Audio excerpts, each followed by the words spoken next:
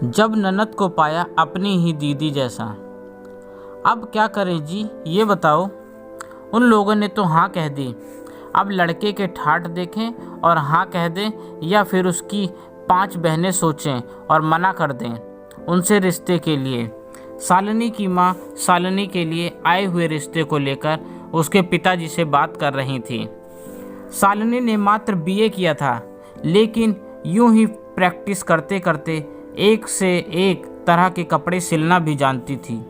वह सुंदर लड़की और स्नातक डिग्री के साथ सिलाई में महारत हासिल लड़की को अभी पिछले इतवार को ही देखा गया था अभिषेक, और आज था सोमवार। जितनी जल्दी उम्मीद भी ना थी, उतनी जल्दी अभिषेक के परिवार से शालिनी के लिए हाँ मिल चुकी थी।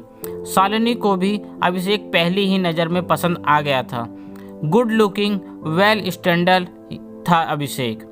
उस पर अभिषेक की मां ने शालिनी को पैर भी न छूने दिए थे, अपने बल्कि गले से लगा लिया था, यह कहते हुए कि हमारे यहाँ बहुओं के हाथों का मैल पैर छूने के लिए नहीं, बल्कि खुशी से गले से लिपटने के लिए रखा जाता है। शालिनी तो बहुत खुश थी रिश्ते के लिए हाँ सुनकर, लेकिन उसके माँ पिताजी अभिषेक की 5 बहनों को सोचकर शादी के बाद शालिनी पर नंदों के प्रति भी जिम्मेदारी भरा रिश्ता बंधने की परवाह कर रहे थे।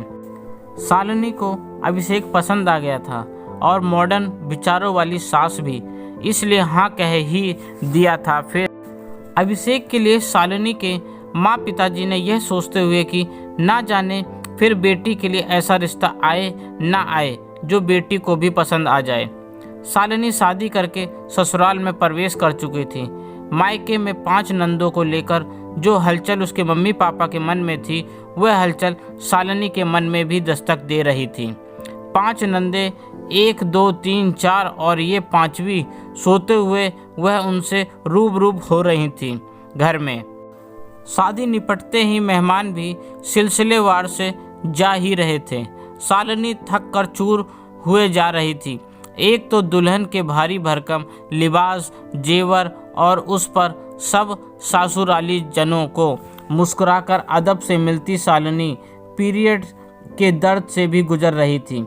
शालिनी की ननद ने उसको बुझा सा पाया तो स्नेहपूर्वक उससे पूछने लगी, क्या हुआ शालिनी, कोई प्रॉब्लम?